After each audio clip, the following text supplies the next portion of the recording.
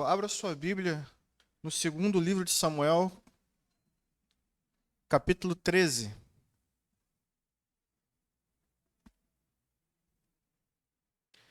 Hoje nós vamos dar continuidade à nossa série de mensagens. No segundo livro do profeta Samuel, meditaremos sobre o tema tal pai, tal filhos. Tal pai, tal filhos. Amém? Todos acharam?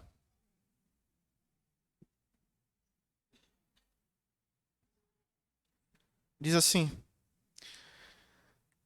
Depois de algum tempo, Aminon, filho de Davi, apaixonou-se por Tamar. Ela era muito bonita e era irmão de Absalão, outro filho de Davi. Aminon ficou angustiado a ponto de adoecer por causa de sua meia-irmã Tamar, pois ela era virgem e parecia-lhe impossível aproximar-se dela. Aminon tinha um amigo muito astuto chamado Jonadab, filho de Simeia, irmão de Davi. Ele perguntou a Aminon: Filho do rei, por que todo dia você está abatido? Quer me contar o que se passa? Aminon lhe disse: Estou apaixonado por Tamar, irmã de meu irmão Absalão. Vá para casa e finge estar doente, disse Jonadab. Quando seu pai vier visitá-lo, diga-lhe: Permite que minha irmã Tamar venha dar-me de comer. Gostaria que ela preparasse a comida aqui mesmo e me servisse. Assim poderei vê-la. Aminon aceitou a ideia e deitou-se, fingindo-se doente. Quando o rei foi visitá-lo, Aminon lhe disse: Eu gostaria que minha irmã Tamar viesse e preparasse 2 bolos aqui mesmo e me servisse. Davi mandou dizer a Tamar no palácio: Vá à casa de seu irmão Aminon e prepare algo para ele comer. Tamar foi à casa de seu irmão, que estava deitado. Ela amassou a farinha, preparou os bolos na presença dele e os assou. Depois pegou a assadeira e lhe serviu os 2 bolos, mas ele não quis comer. Então Aminon deu ordem para que todos saíssem, e depois que todos saíram, disse a Tamar: Traga os bolos e sirva-me aqui no meu quarto. Tamar levou os bolos que havia preparado ao quarto de seu irmão, mas quando ela se aproximou para servi-lo, ele a agarrou e disse: Deite-se comigo, minha irmã. Mas ela lhe disse: Não, meu irmão, não me faça essa violência. Não se faz uma coisa dessas em Israel. Não cometa essa loucura. O que seria de mim? Como eu poderia livrar-me da minha desonra? E o que seria de você? Você cairia em desgraça em Israel? Fale com o rei, ele deixará que eu me case com você. Mas Aminon não quis ouvi-la, e sendo mais forte que ela, violentou-a. Logo depois, Aminon sentiu uma forte aversão por ela, mais forte que a paixão que sentira, e lhe disse: Levante-se e saia. Mas ela lhe disse: Não, meu irmão, mandar-me embora seria pior do que o mal que você já me fez. Ele, porém, não quis ouvi-la. E chamando seu servo, disse-lhe: Ponha esta mulher para fora daqui e tranque a porta. Então o servo a pôs para fora e trancou a porta. Ela estava vestindo uma túnica longa, pois esse era o tipo de roupa que as filhas virgens do rei usavam desde a puberdade.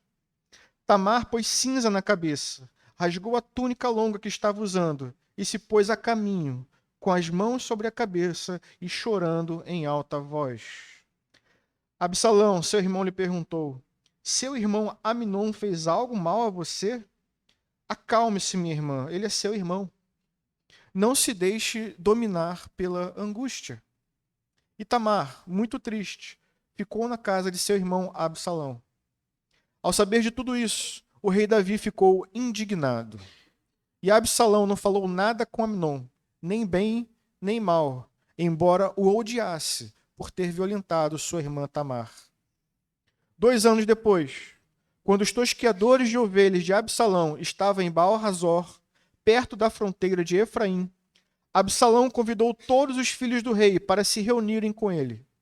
Absalão foi ao rei e lhe disse: Eu teu servo, estou tosqueando as ovelhas e gostaria que o rei e os seus conselheiros estivessem comigo. Respondeu o rei: Não, meu filho, não iremos todos, pois isso seria um peso para você. Embora Absalão insistisse, ele se recusou a ir, mas o abençoou. Então Absalão lhe disse: Se não queres ir, permite, por favor, que meu irmão Aminon vá conosco. O rei perguntou: Por que ele iria com você? Mas Absalão insistiu tanto que o rei acabou deixando que Aminon e os seus outros filhos fossem com ele. Absalão ordenou aos seus homens: Ouçam, quando Aminon estiver embriagado de vinho e eu disser: Matem Aminon, vocês o matarão. Não tenham medo, eu assumo a responsabilidade. Sejam fortes e corajosos. Assim, os homens de Absalão mataram Aminon, obedecendo às suas ordens. Então, todos os filhos do rei montaram em suas mulas e fugiram. Amém? Somente até aqui.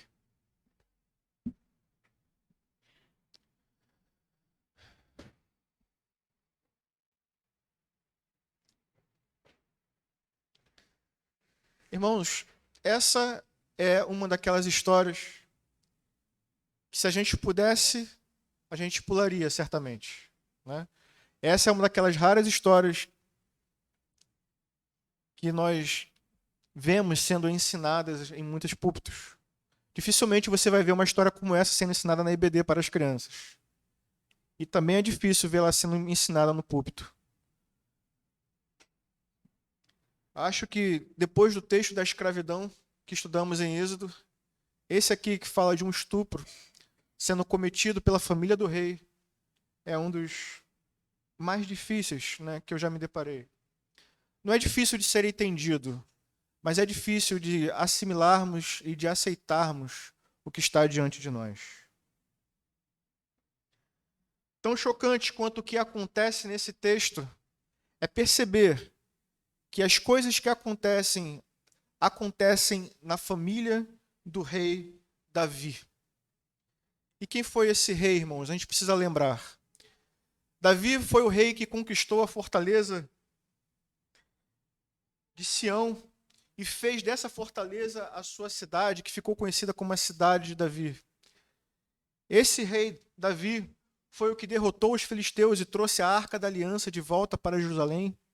Foi ele que derrotou os moabitas, os amonitas, os edomitas.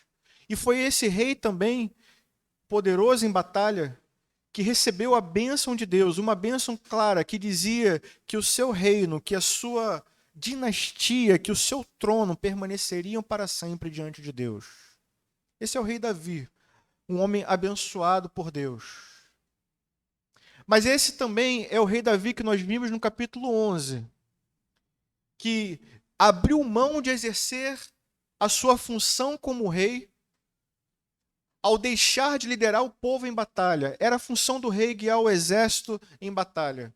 Mas ao invés disso, nós vimos que Davi preferiu ficar no seu aposento, em seu palácio, e vimos que do seu palácio ele cobiçou uma mulher que era casada, e dessa vez, sim, ele usou a sua autoridade e o seu poder de rei para atrair essa mulher até os seus aposentos e dormir com ela, cometendo com ela adultério. Não satisfeito, esse mesmo rei, Davi, tentou de todas as formas possíveis camuflar o terrível ato que ele tinha acabado de cometer. Não sendo suficiente, ele chegou ao ponto de ordenar um assassinato. Ordenou que o marido daquela mulher fosse morto em batalha, para que então o caminho para o casamento ficasse disponível. O que vimos foi Davi cobiçando, Davi adulterando, Davi levantando falso testemunho e Davi planejando e executando um assassinato frio e perverso.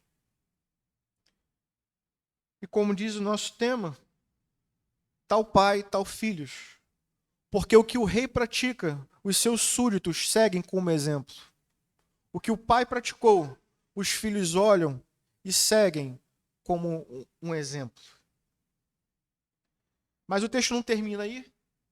Nós vimos que Deus não abriu mão de exercer a justiça e enviou um profeta para declarar juízo sobre a casa de Davi. E o juízo está lá no capítulo 12, do versículo 7 ao 11, melhor, do versículo 9 em diante.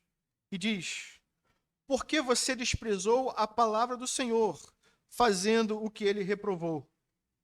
Você matou Urias, o hitita, com a espada dos amonitas, e ficou com a mulher dele. Por isso, aqui está a sentença de juízo. A espada nunca se afastará de sua família, pois você me desprezou e tomou a mulher de Urias, o hitita, para ser a sua mulher. Assim diz o Senhor: de sua própria família trarei desgraça sobre você. Deus fez uma promessa de bênção e ele certamente a cumpriria. Deus fez uma promessa de juízo. E é isso o que o capítulo 13, na verdade, os demais capítulos do livro de 2 Samuel mostram para a gente. Um rei colhendo aquilo que ele plantou. A espada não se apartaria da casa de Davi. E o primeiro a empunhar essa espada seria o seu próprio filho, chamado Absalão, que significa pacífico, que significa filho da paz, Absalão. Esse mesmo filho empunharia a espada, seria ele o primeiro a empunhar a espada dentro da família de Davi. O texto que nós lemos, nesses 39 versículos, ele é, como eu falei no início, um texto de fácil entendimento, difícil de ser aceito. E a gente pode dividir ele basicamente em 3 grandes partes, que serão os 3 tópicos dessa mensagem. Em primeiro lugar, nós veremos como Aminon imita a conduta de seu pai, cobiçando, cometendo um ato de imoralidade sexual e dando também falso testemunho. Em segundo lugar, nós vamos ver então o luto e o pranto de Tamar. E por fim, nós veremos como Absalão também imita seu pai, cobiçando, em primeiro lugar, para depois dar um falso testemunho e terminar cometendo também um assassinato. Esses são os 3 tópicos muito simples do nosso texto. Eu queria começar com vocês, lendo mais uma vez do verso 1 ao verso 4.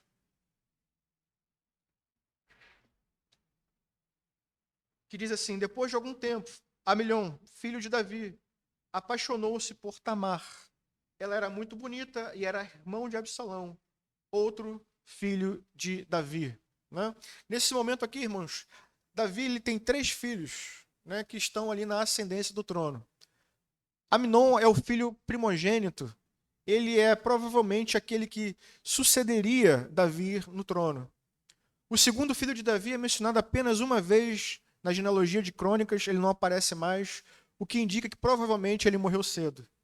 Absalão é o terceiro filho de Davi. Nessa altura aqui, Absalão é o segundo na linha de sucessão ao trono. Davi ainda tem um 4º filho, mas dentre tantos filhos existem filhas também. E Tamar é uma dessas filhas. Uma donzela, uma moça virgem, que é descrita aqui no início do nosso texto como uma moça muito bonita. E o texto diz que Aminon se afeiçoou a ela, ele estava apaixonado, ele estava amando ela. Pelo menos é assim que ele entende até o presente momento, é assim que ele se apresenta, como um homem apaixonado pela sua própria irmã. Mas Aminon é descrito no versículo 2 como um homem angustiado, porque ele sabe que esse tipo de relacionamento é impossível. E é impossível por vários motivos. Em primeiro lugar, porque as donzelas, as filhas virgens dos reis, culturalmente elas não ficavam junto com todos os homens, mas ficavam no palácio, sendo preservadas de se contaminarem ou de sofrerem abusos. No castelo, essas meninas estavam protegidas, vamos dizer assim. Então, era impossível para Aminon cometer qualquer atrocidade, vamos dizer assim, Porque o pai estava protegendo a filha, o rei estava protegendo a donzela. E assim, cremos, irmãos, que ainda deve permanecer, né? As nossas casas precisam ser fortalezas ainda, né? Os pais precisam sim ser sentinelas atentos, protegendo os seus familiares de todas as adversidades, sejam elas homens mal intencionados ou ideias de homens mal intencionados.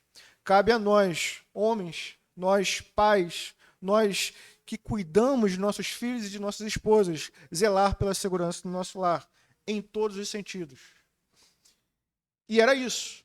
Esse era um impeditivo no projeto ali de Aminon de se aproximar daquela donzela. Mas havia um outro impeditivo. A lei de Deus proibia esse tipo de relacionamento entre irmãos. Então, Aminon, de uma forma ou de outra, estava certo ao dizer que era impossível ele se aproximar da forma como ele gostaria de sua própria irmã. É então que somos apresentados a um outro homem chamado Jonadab. O texto descreve Jonadab como um homem astuto. Ele é primo de Aminon. E ele vai então oferecer um conselho. E o conselho é: simule que você está doente. Deite-se na sua cama. Aliás, ele já estava meio doente, mas vamos intensificar um pouquinho o teatro. Simule que você está doente. Atrai a atenção do rei, seu pai. E quando ele vier, peça então para que a sua irmã venha cuidar de você em sua casa. Esse foi o conselho de Jonadab. E aqui, irmãos, cabe a gente pensar um pouquinho sobre isso também. Porque esse conselho de Jonadab vai influenciar, ou melhor, vai abrir o caminho para que Aminon coloque em prática os seus pensamentos pecaminosos. Jonadab oferece um conselho que facilita o caminho de Aminon em direção ao pecado. E os versículos seguintes descrevem a cena. Do versículo 8 ao 11, nós lemos: Tamar foi até a casa cuidar do seu irmão. O rei autorizou. Davi, o pai de Tamar, autorizou. Ela foi então à casa de Aminon para cuidar dele. Ela preparou os bolos, fez tudo como prescrevia o figurino. Muito provavelmente ela foi acompanhada de uma dama de honra, né? Provavelmente, embora o texto não diga. O fato é que ela está preparando esse alimento e ela não está sozinha com ele. Ela está acompanhada de todos os servos, né? Então, ele dá uma ordem. E a ordem é para que todos saiam dos aposentos. Ele manda, então, que ela entre. E então, a partir do verso 11, está escrito: Quando ela se aproximou para servi-lo, ele a agarrou e disse: Deite-se comigo, minha irmã. Mas ela lhe disse: Não, meu irmão, não me faça essa violência. Não se faz uma coisa dessas em Israel. Não cometa essa loucura. O que seria de mim? Como eu poderia livrar-me da minha desonra? O que seria de você? Você cairia em desgraça em Israel. Fale com o rei. Ele deixará que eu me case com você. A cena é difícil de imaginar. Mas o texto, apesar de tanto tempo até chegar até nós, ainda transmite a frieza e o desespero desse momento. E aí eu queria pontuar com vocês o lamento dessa mulher, que na verdade, como diz John MacArthur, são 4 grandes argumentos para tentar frear o impulso pecaminoso de Aminon. Diferente de Jonadab, que incentivou ele a prosseguir naquele ato, Tamar oferece 4 bons argumentos para tentar impedir que o irmão dela cometesse aquele ato de loucura.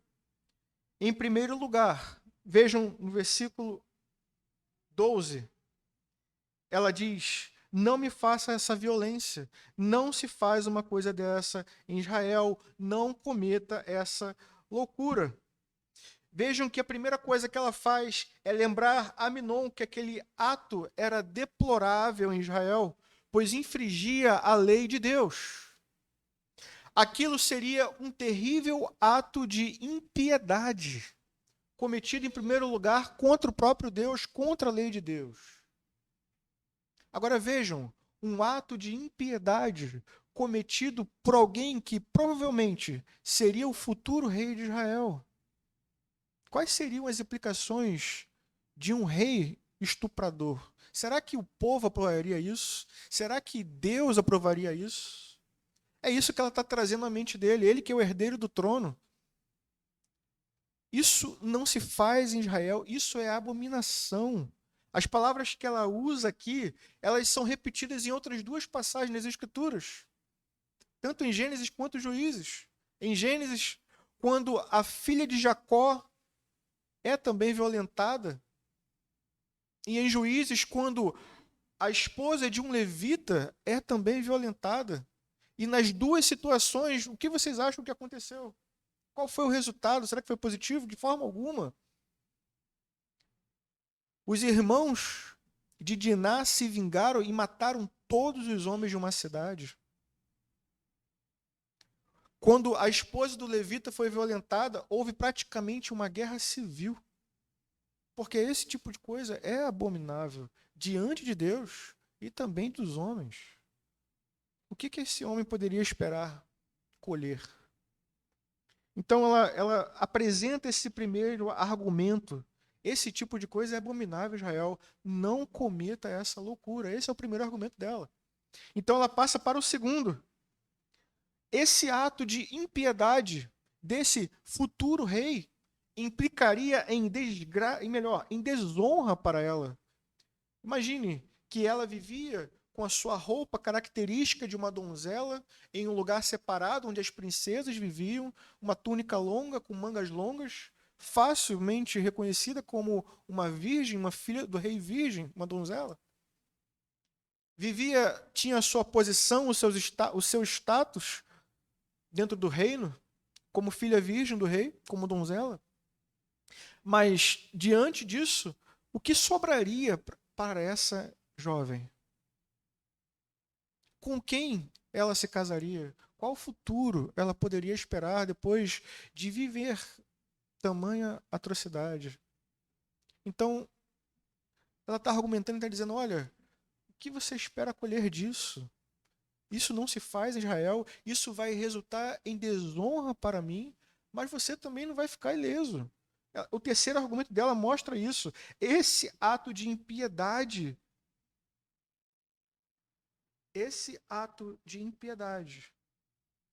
resultará em desgraça para você.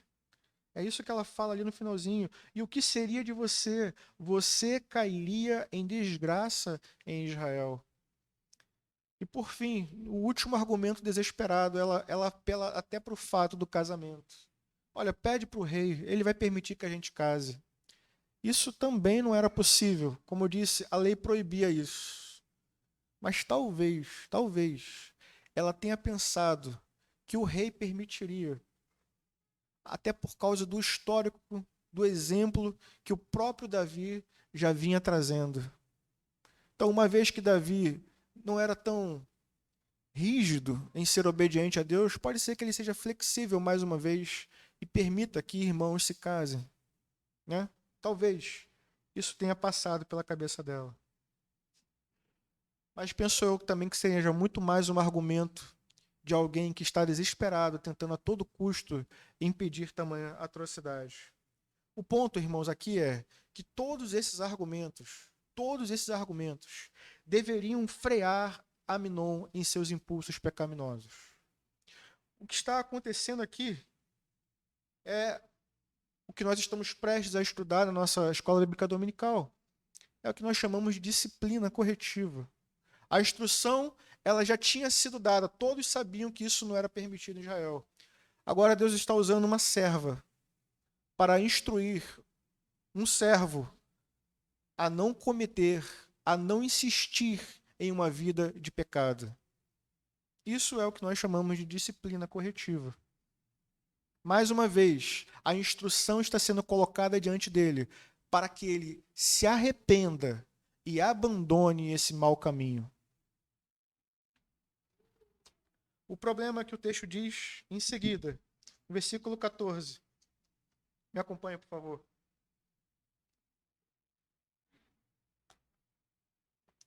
Aminon não quis ouvir. Aminon não quis ouvir. E já antecipando, quando a disciplina corretiva não funciona, a cirúrgica funciona. Ela deve ser aplicada. Mas não vamos adiantar, né? Versículo 14 diz: Aminon não quis ouvir e, sendo mais forte que ela, violentou-a. Mais uma vez a pergunta eu coloco diante de nós. O que Aminon poderia esperar lucrar com esse ato tão abominável? Como ele poderia esperar sair ileso depois de cometer tamanha atrocidade?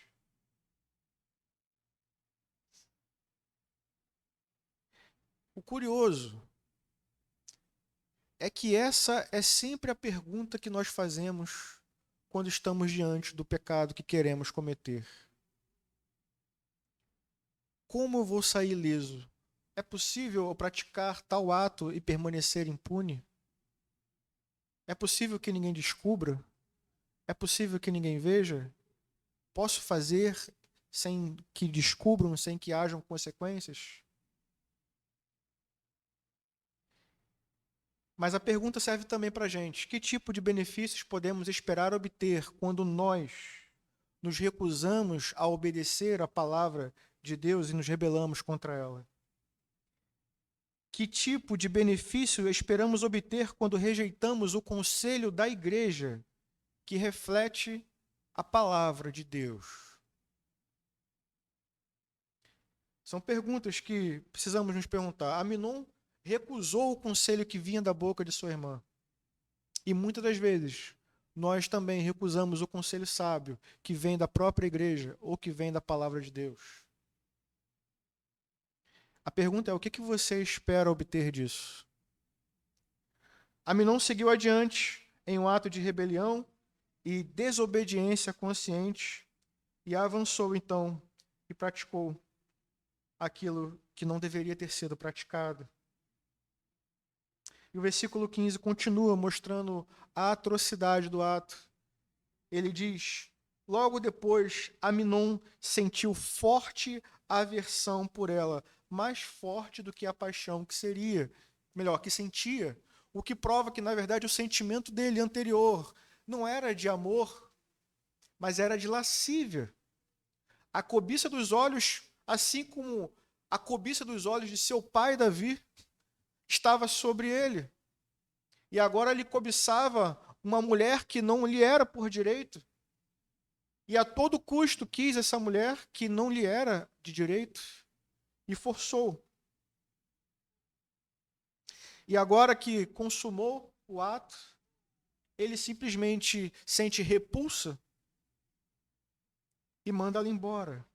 E as palavras são mais pesadas ainda, porque na nossa versão está escrito que ele mandou os seus servos tirarem ela, tirem essa mulher daqui.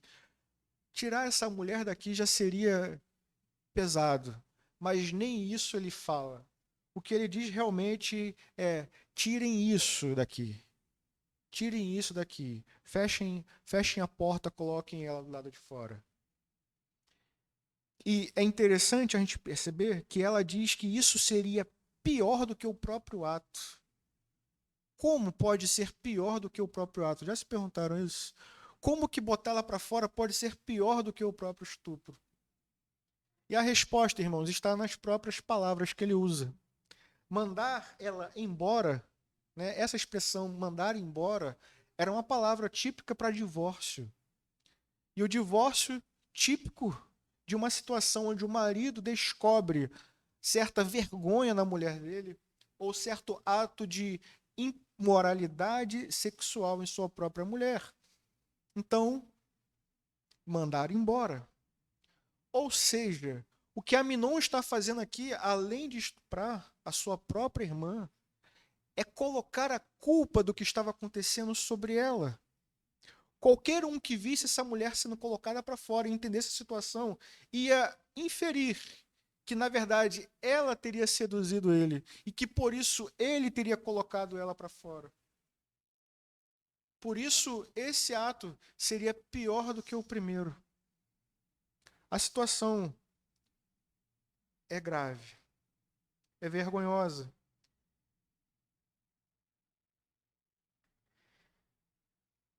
O texto continua, a partir do verso 18.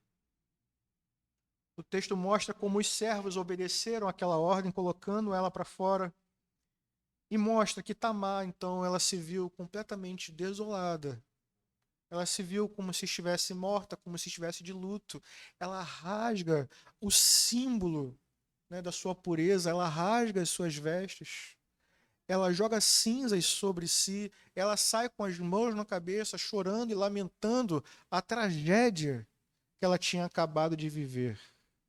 Imaginem vocês, quem poderia suportar tamanha aflição? Seu próprio irmão a violentando e seu próprio irmão colocando ela em uma situação de desonra. Quem lhe daria abrigo? Com quem ela se casaria? Aonde ela viveria? Viveria com quem, já que suas irmãs, também donzelas, estariam em um lugar e ela em outro?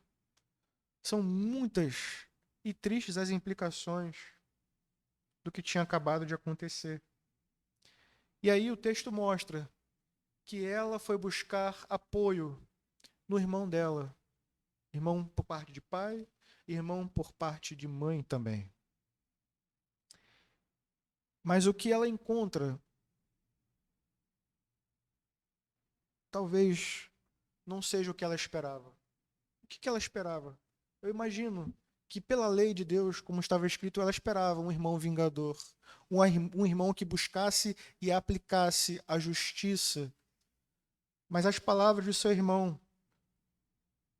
vejam, a partir do verso 20. Absalão, seu irmão, lhe perguntou: seu irmão Aminon lhe fez algum mal? Então ele diz: agora acalme-se, minha irmã. Acalme-se, minha irmã. Ele é seu irmão. Não se deixe dominar pela angústia.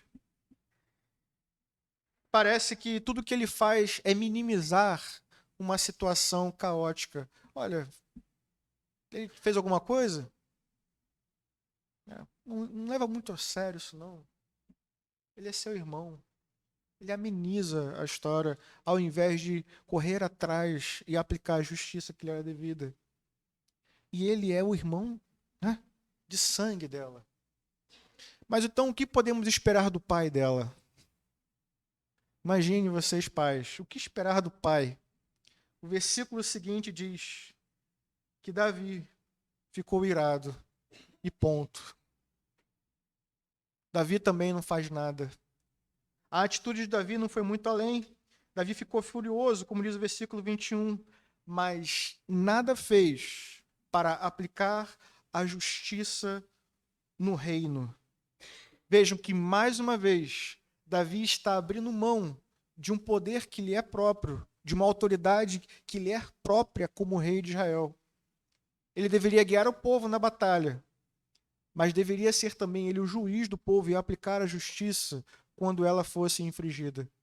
Nós vamos ver que isso vai ter graves consequências no reinado de Davi a partir do capítulo 15. Porque, mais uma vez, o exemplo está sendo dado. E o que acontece quando não há juiz? Né? O que acontece quando não há lei? É isso que a gente vai ver lá a partir do capítulo 15. Né? Um filho usurpando o lugar do pai. Mas vejam, temos um rei que não lidera o seu povo na batalha, temos um rei que não aplica a justiça quando deve ser aplicada.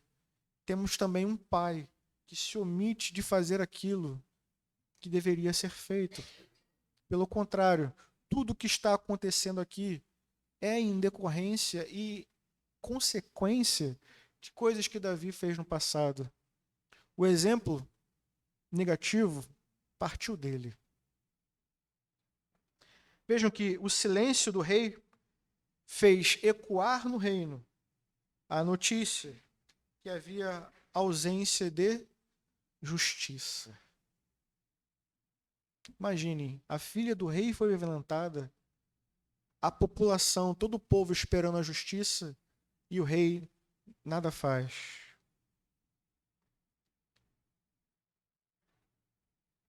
Também é isso que acontece quando na igreja não se aplica a disciplina. Algumas pessoas perguntam, né? O tema que nós começaremos a estudar, ele é difícil também, porque às vezes exige que se aplique a disciplina, e a disciplina mais difícil, com certeza, para a igreja é aplicar a disciplina cirúrgica, é excluir alguém do rol de membros, porque essa pessoa não se sujeitou à igreja, não se sujeitou à palavra de Deus e permaneceu em desobediência. Porém, por mais difícil que isso seja, já antecipando a apostila toda, né? Por mais difícil que esse seja, precisamos pensar então nas implicações disso. Quando há ausência de justiça, quando a lei não é aplicada, quando o ensino, que era teórico, não chega à prática, então está feito o problema. O exemplo foi dado. Não há justiça, não há lei. Cada um faz o que quer. Esse é o problema da ausência de justiça. Mas muitas das vezes, pela graça de Deus, quando a justiça é aplicada, há arrependimento.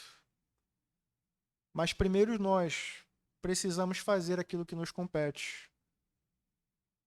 Precisamos exercer a nossa autoridade, seja como pastores, seja como membros, já que somos uma igreja batista, e a decisão é nossa, é da Assembleia, como nos ensinou Jesus.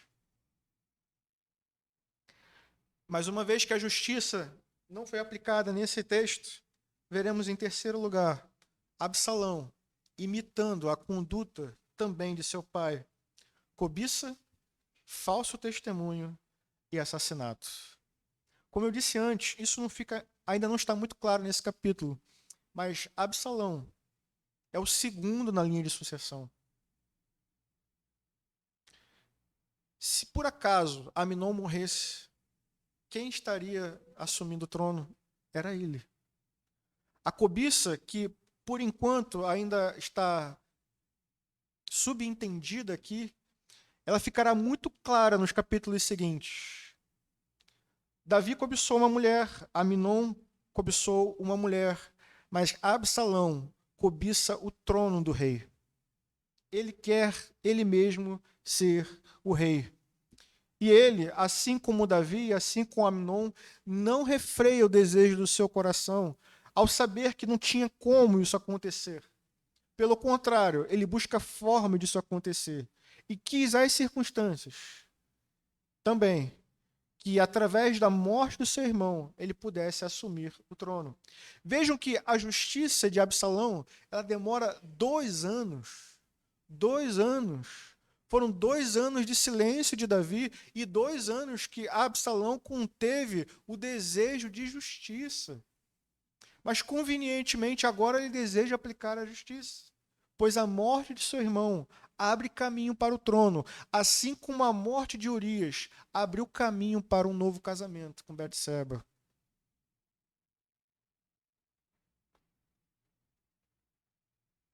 O filho está seguindo direitinho os caminhos do pai. E mais, lógico, né? Assim como Davi, assim como Aminon, ele também deseja camuflar essa história. Não pode ser assim. Não pode ser simplesmente um desejo pelo trono. Ele arma uma história, né? Na época onde se tosqueava as ovelhas, era costume dar uma festa, mas ele usa essa festa como um pretexto e como motivo para enganar o seu pai e atrair o seu irmão até a sua casa. Né?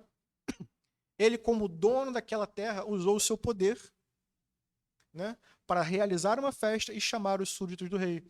Olha, a mesma coisa Davi fez. usou o seu poder para atrair aquela mulher.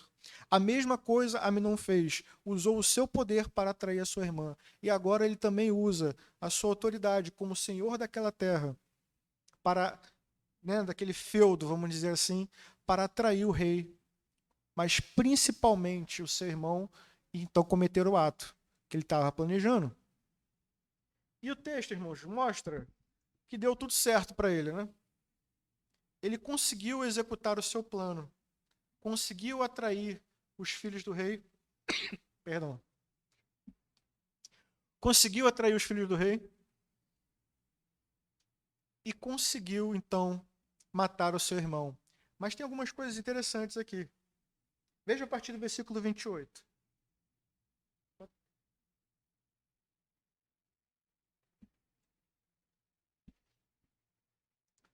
É interessante perceber que parece que Absalão já imaginava que o rei não fosse, né?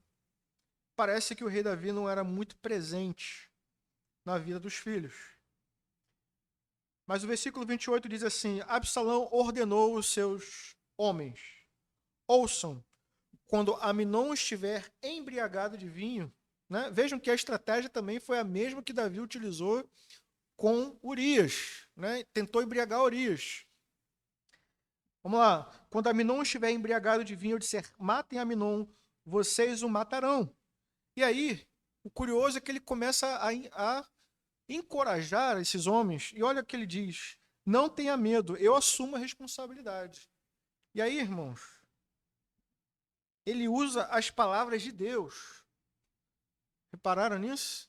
Ele usa as mesmas palavras de Deus para incentivar esses homens a cometerem esse ato. Né? Vejam o grau de perversão e de maldade, de impiedade aqui. É utilizar a própria palavra de Deus. Sejam fortes e corajosos. Foi exatamente o que Deus disse a Josué, capítulo 1. Seja forte e corajoso. Mas ele disse isso para conquistar a terra prometida. Agora, Absalão está dizendo a mesma coisa, para conquistar um reino que não é dele. Sejam fortes e corajosos e o matem. E eles, como diz o versículo seguinte, mataram Aminon, obedecendo às suas ordens. E então todos os filhos do rei montaram em suas mulas e fugiram. Os próximos versículos mostram então o que acontece em seguida. O caos ele se instala, os filhos que sobreviveram fogem, mas a notícia chega a Davi de uma forma um pouco atravessada. Nós não lemos antes? Me acompanhe na leitura, vamos ler agora.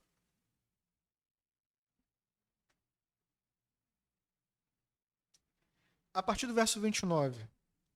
Assim, os homens de Absalão mataram Aminon, obedecendo às suas ordens. Então todos os filhos do rei montaram em suas mulas e, fugiram. Estando eles ainda a caminho, chegou a seguinte notícia ao rei: Absalão matou todos os teus filhos, nenhum deles escapou. Pronto. Imagine um pai ouvindo isso. Todos os teus filhos, né? Antes a notícia de que a filha foi violentada pelo próprio filho, por um de seus filhos. Agora a notícia de que outro filho matou todos os que sobreviveram. Imaginem o coração de Davi nesse momento. Uma notícia muito pesada. Vocês conseguem imaginar uma notícia pior? Não. Mas vamos continuar. O rei levantou-se, rasgou as suas vestes, versículo 31, prostrou-se com o rosto em terra, e todos os seus conselheiros estavam com ele também, rasgaram as vestes. Mas Jonadab, filho de Simeia, irmão de Davi, disse: não pense o meu senhor que mataram todos os seus filhos. Somente Aminon foi morto. Curioso que ele sabe disso, não? O mesmo homem que aconselhou Aminon a prosseguir com o ato de estupro, parece que sabe como as coisas estão acontecendo no reino. Né? O mesmo homem que ofereceu um conselho que incentivou Aminon a praticar o ato de estupro, parece que sabe quais são as reais intenções de Absalão, embora não tenha feito nada para contê-lo. E ele diz: essa era a intenção de Absalão desde o dia em que Aminon violentou Tamar, irmã dele. O rei, meu senhor, não deve acreditar que todos os seus filhos estão mortos. Apenas Aminon morreu. Enquanto isso acontecia, Absalão fugiu. Nesse meio tempo, a sentinela viu muita gente que vinha pela estrada de Orlaim, descendo pelas costas, e disse ao rei: vejo homens vindo pela estrada de Oronaim, na encosta da colina. E Jonadab disse ao rei: são os filhos do rei. Aconteceu como teu servo disse. Olha, é um homem realmente muito sábio, muito astuto. Né? Agora, eu fiquei durante um tempo me perguntando por quê, né? O escritor aqui ele fez questão de mostrar toda essa trajetória, toda essa confusão nas informações. E aí dei conta, irmãos, que mais uma vez aqui eles estão imitando a conduta de Davi. Era uma estratégia também dar notícias boas no tempo certo, do jeito certo. E era uma estratégia também saber como contar notícias ruins ao rei. A gente viu isso acontecendo lá com Urias. Davi queria que Urias fosse morto em batalha. Mandou uma ordem para o seu capitão, seu general. E como é que aconteceu? Eles atacaram uma muralha de forma ingênua, se aproximaram demais da muralha, e nesse ataque, todos os que estavam próximos foram atingidos e morreram. Então, como é que a notícia chega para Davi? Chega dessa forma. Olha, houve um ataque, muitos homens morreram. O rei fica furioso. Então ele diz, olha, mas Urias morreu. O rei se acalma. Aqui a estratégia é semelhante. Olha, todos os seus filhos morreram. O rei fica triste. Não, na verdade, somente um morreu, o estuprador. Né? E parece que a situação ela se acalma novamente. Absalão aprendeu direitinho como fazer as coisas. Assim como o pai, Absalão usou as mãos de outros servos para executar o crime e fez quando a vítima menos esperava. Davi embriagou Urias, Absalão embriagou o irmão. Davi matou Urias, abrindo caminho para um casamento. Absalão matou Aminon, abrindo caminho para o trono. A história ela vai terminar a partir do versículo 37, mostrando que Absalão foge. E aí o texto ele fica com 2 versículos muito ambíguos, que na verdade funcionam como um certo mistério para a gente.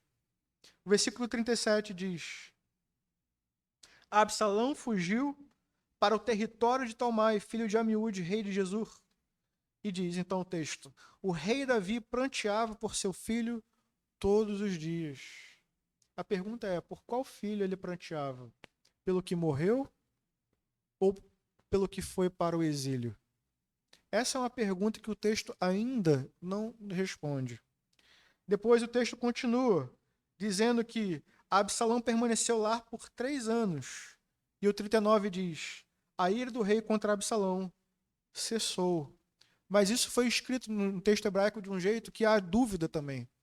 Cessou porque ele sentia saudade do filho que estava no exílio? Ou cessou porque, de fato, o tempo do luto passou? Essas 2 interpretações são possíveis no texto original. E abre uma dúvida, né? Como quem deixa o episódio aberto para tudo que virá a seguir.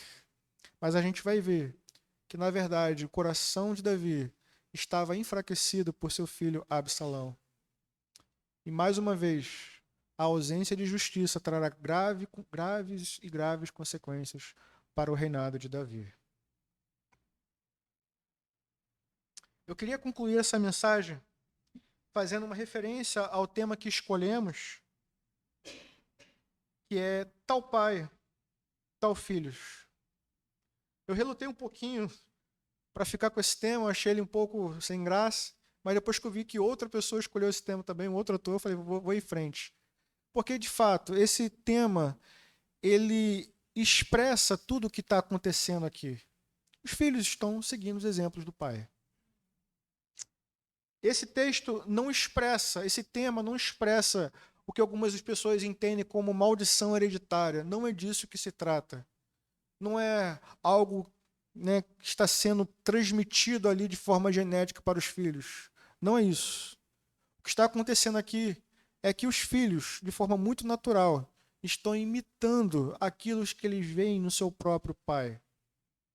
Os súditos estão imitando aquilo que eles veem no seu rei. E o exemplo que Davi deixou foi esse: cobiça não dá em nada, adultério não dá em nada, falso testemunho não dá em nada, assassinato não dá em nada, estupro não dá em nada. Esse é o exemplo que Davi vem dando tempo após tempo. E esse é o exemplo que o reino está vendo, mas principalmente os seus súditos, os seus filhos que estão próximos a ele estão vendo. Esse título expressa uma verdade inconteste de que os exemplos arrastam. O que vimos em Absalão e Amnon é o reflexo daquilo que os filhos enxergam no pai. Se o pai fez, né, pais? Se o pai fez, por que os filhos não fariam? Aliás, a expressão filho de, em hebraico, ela tem essa conotação também. Não significa simplesmente um filho de sangue, mas um filho de natureza. Um filho da maldade, por exemplo, é alguém que pratica a maldade. Um filho de Davi, mais do que um filho da linhagem de Davi, nesse caso aqui, aponta para alguém que tem as mesmas características, as mesmas atitudes que Davi estava praticando. E é isso que a gente encontra nesse texto. Realmente, Amnon e Absalão são filhos de Davi. E pensando nisso, eu queria pensar algumas questões, levantar algumas questões para a nossa reflexão. Por exemplo, como o nosso exemplo, a nossa vida, tem impactado a vida das pessoas ao nosso redor? Como a sua vida, o seu exemplo, tem impactado as pessoas ao seu redor? Uma coisa que fica clara no texto é como a vida e o exemplo de Davi influenciaram a vida de seus filhos. E influenciaram de forma negativa. O mau exemplo de Davi foi seguido. A pergunta é: o que nós estamos ensinando àqueles que convivem com a gente? Nossos irmãos, nossos pais, nossos filhos, nossos primos, nossos vizinhos.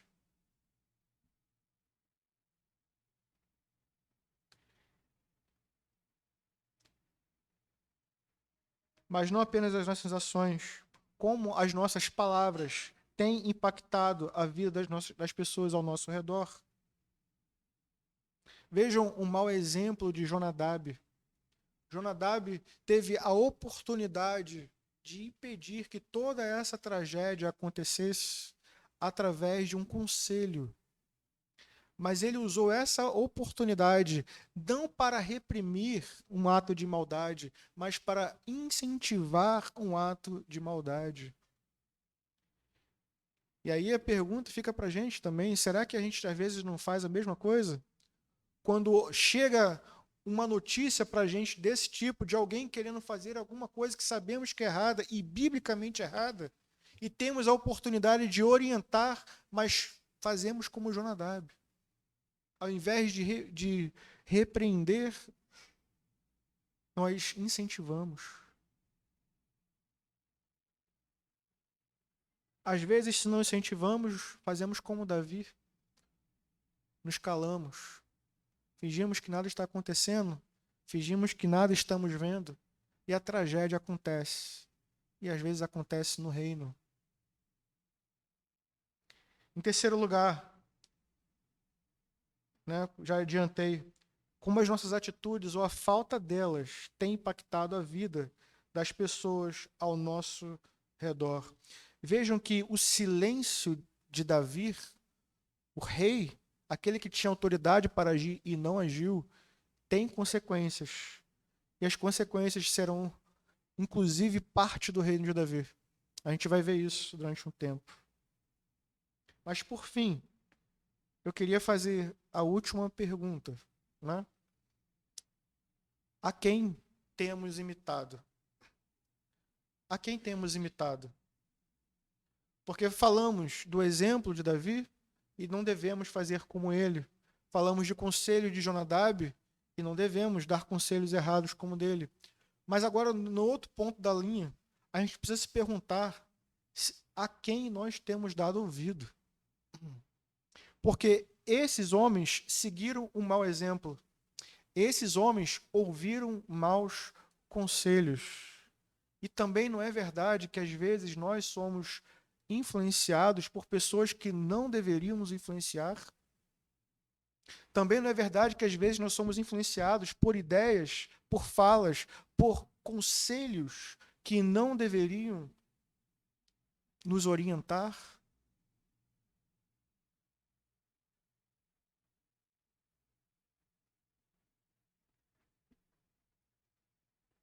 Tal pai, tal filhos, é também um desejo, deve ser um desejo no nosso coração. Não no sentido de imitar, às vezes, as falhas que os nossos pais cometeram. Mas você, como cristão, imitar o seu pai que está nos céus. Tal pai, assim devem ser os filhos. É assim que nos mostra a palavra de Deus.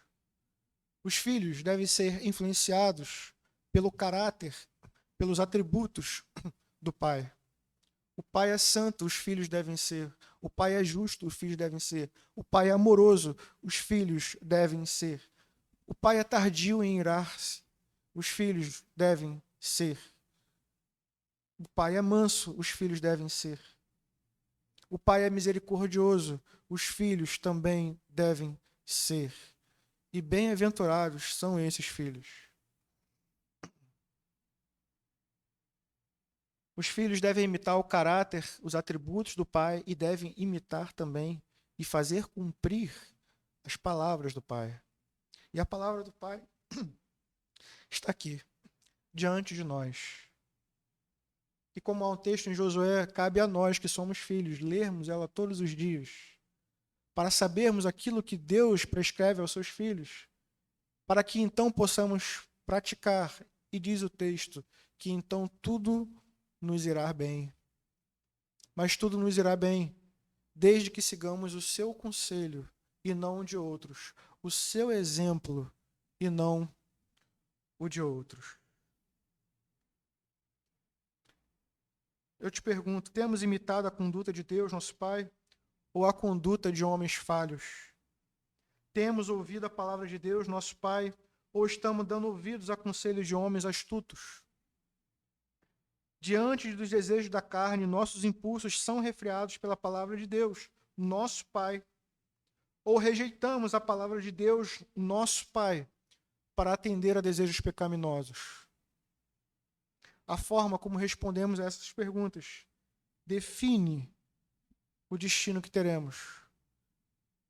De honra ou desonra? De desgraça ou em plena graça? Eu queria pedir a você que abrisse sua Bíblia no livro de Isaías, capítulo 61.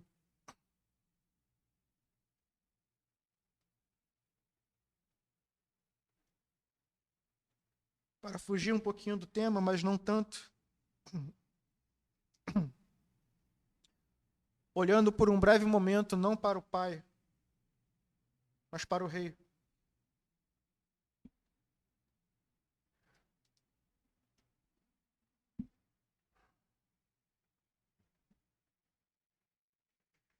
Todos acharam? O texto diz assim: o Espírito do Soberano, o Senhor, está sobre mim, porque o Senhor ungiu-me para levar boas notícias aos pobres, enviou-me para cuidar dos que estão com o coração quebrantado, anunciar liberdade aos cativos e libertação das trevas aos prisioneiros, para proclamar o ano da bondade do Senhor, o dia da vingança do nosso Deus, para consolar todos os que andam tristes e dar a todos os que choram em Sião uma bela coroa em vez de cinzas, óleo de alegria em vez de pranto e um manto de louvor em vez de espírito deprimido. Eles serão chamados carvalhos de justiça, plantio do Senhor, para a manifestação da sua glória. Eles reconstruirão as velhas ruínas e restaurarão os antigos escombros. Renovarão as cidades arruinadas que têm sido devastadas de geração em geração. Esse texto, irmãos, foi lido por Jesus dentro de uma sinagoga. E ao terminar de ler, ele disse: hoje se cumpriu essa escritura. Jesus estava falando de si mesmo quando disse: o Espírito do Senhor está sobre mim. E de fato, se não conseguimos olhar para Davi e enxergar o rei que precisamos, devemos olhar para esse Cristo, para esse Jesus, e enxergar nele o rei que precisamos. Há uma pergunta que passou em branco aqui, aparentemente. E é a pergunta de Tamar: quem me livrará dessa desonra? Quem me livrará dessa desonra? Quem me livrará dessa vergonha? E a resposta está na cruz, irmãos. A resposta está na cruz. Porque, como diz o texto que acabamos de ler, ao invés de cinzas, ao invés de pranto, ao invés de choro, este rei, ele aplica a justiça, ele tira a nossa vergonha, ele tirou na cruz a nossa imundície, os nossos pecados, todos eles perdoados na cruz, através da obra perfeita de Jesus Cristo. Então a pergunta de Tamar no texto pode ter ficado em branco para os homens daquela época que não aplicaram a justiça. Mas há um rei, e esse rei é perfeito. O seu reino é um reino de justiça. O seu trono é inabalável, e ele reina de eternidade em eternidade, em santidade, em justiça e em glória. E esse rei não falha. Esse rei, como nós acabamos de ler, liberta os cativos e reconstrói cidades arruinadas. Esse é o nosso Deus. Sobre ele está o Espírito de Deus. Esse é o nosso Rei e o nome dele é Jesus Cristo. A ele devemos seguir. E nessa esperança devemos firmar os nossos pés. Podemos chorar hoje. Podemos estar em desonra hoje. Podemos estar angustiados hoje. Podemos estar como Tamar, em ruínas. Mas olhando para o reino que há de vir, para o rei que já está entre nós, para o reino do já e o ainda não, podemos ter esperança. Mas a nossa esperança é uma firme esperança, porque está fundamentada no rei certo. Amém?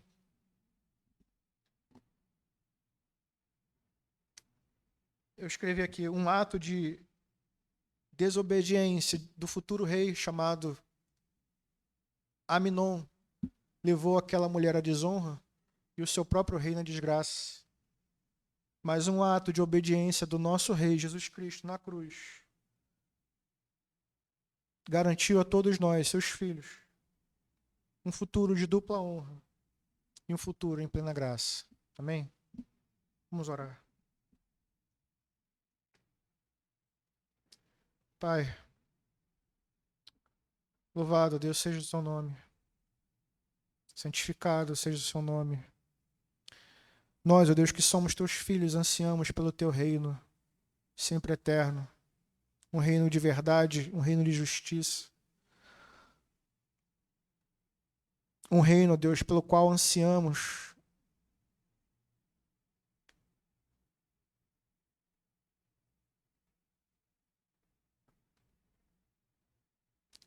Vivemos, ó Deus, tempos difíceis. E às vezes nos iludimos, achando que faremos dessa terra o reino. Mas o reino que devemos ansiar, ó Deus, não é deste mundo. O rei que devemos ansiar, ó Deus, é o Senhor. Que as nossas esperanças, que a nossa confiança esteja, ó Deus, no teu reino, no teu trono de verdade e de justiça. Enquanto isso, ó Deus, oramos para que nenhum de teus filhos, ó Deus, seja enganado por palavras ou atitudes de homens desonestos, ideias ou atitudes de homens desonestos, mas que possamos olhar para o exemplo e para a palavra do nosso Pai que está nos céus. Dele ver o verdadeiro exemplo a ser seguido. A tua palavra é a verdade, ó Deus, e por ela os teus filhos devem viver. Por ela os teus filhos devem zelar, Senhor. Ó Deus, que possa haver em nós o desejo pela tua palavra, que possa haver em nós um amor pela tua palavra, que possa haver em nós, ó Deus, um desejo de ouvir o seu conselho acima de todos os outros. Que possamos decidir pelos teus conselhos acima de todos os outros. Às vezes, ó Pai, somos influenciados por homens, por ideias, por conceitos, por exemplos de homens que são falhos como nós somos. Mas, ó Deus, que os nossos olhos estejam fixos em Cristo Jesus, nosso Senhor. Fixos na cruz de Cristo. Ele sim o exemplo a ser seguido. Ele que foi obediente até a morte e morte de cruz. Nós, ó Deus, que somos seus filhos, queremos também, assim como ele, obedecer a sua palavra e ser guiados por ela. Ajuda-nos, ó Deus. Tem misericórdia de nós. Firma os nossos passos na tua palavra, pois ela é lâmpada para os nossos pés. Assim, ó Deus, certamente não seguiremos maus exemplos como esses homens que acabamos de ler, pois não olharemos para homens, mas olharemos para o nosso Senhor e Salvador. Assim, ó Deus, esperamos que a tua igreja caminhe firme e segura, porque olha para ti e somente para ti. É guiada pela tua palavra e somente pela tua palavra. Ó Deus, eu peço também, ó Deus, misericórdia, porque enquanto vivemos nesse mundo, ó Deus, muitas são as aflições. São muitas, ó Deus, as Tamares, ó Deus, que passaram por situações semelhantes. São muitas as vidas arruinadas, ó Deus, por causa de homens impiedosos. Mas que o Senhor tenha misericórdia, Deus, de cada uma delas. Que haja consolo verdadeiro em seus corações. Que haja uma paz que excede todo entendimento. E que cada uma delas, ó Deus, possa encontrar no Senhor a justiça plena. Que elas possam encontrar no Senhor a restituição de uma honra, ó Deus. Na verdade, a sua palavra promete mais do que isso. Promete dupla honra, Deus. Uma coroa de glória ao invés de cinzas. Assim oramos, Deus, para que o teu Espírito console a todo o seu povo e instrua, Deus, de forma que todos nós possamos viver de forma digna nessa terra, com os nossos olhos fixos não nesse reino, mas no reino que está por vir. Não nos reis que se apresentam, mas no Rei dos Reis. Assim oramos em nome de Jesus. Amém.